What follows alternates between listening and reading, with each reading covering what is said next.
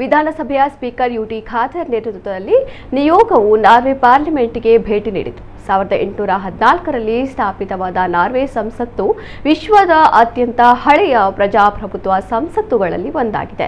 ಅದೇ ವರ್ಷ ಅಂಗೀಕರಿಸಲಾದ ನಾರ್ವೆಯ ಸಂವಿಧಾನವು ಇಂದಿಗೂ ಶಾಶ್ವತ ಪ್ರಜಾಪ್ರಭುತ್ವದ ಮಾದರಿಯಾಗಿ ಉಳಿದಿದೆ.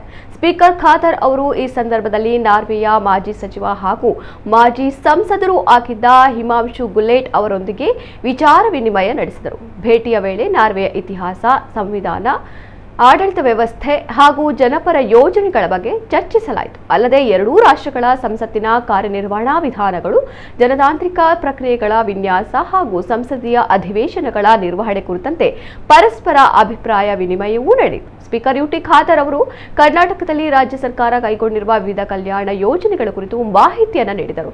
ಪ್ರಮುಖ ಯೋಜನೆಗಳನ್ನು ವಿವರಿಸಿದರು. ಸ್ಪೀಕರ್ ಖಾದರ್ ಅವರು ನಾರ್ವೆಯ ಪ್ರಗತಿಶೀಲ ಜನತಾಂತ್ರಿಕ ಮಾದರಿಯ ಬಗ್ಗೆ ಮೆಚ್ಚುಗೆ ವ್ಯಕ್ತಪಡಿಸಿ ಕರ್ನಾಟಕ ಮತ್ತು ನಾರ್ವೆ ದೇಶದ ನಡುವೆ ಶಿಕ್ಷಣ, ಪ್ರವಾಸೋದ್ಯಮ ಮತ್ತು ಸಾಂಸ್ಕೃತಿಕ ಸಹಕಾರ ವೃದ್ಧಿಯ ಸಾಧ್ಯತೆಗಳ ಬಗ್ಗೆ ಚರ್ಚಿಸಿದರು.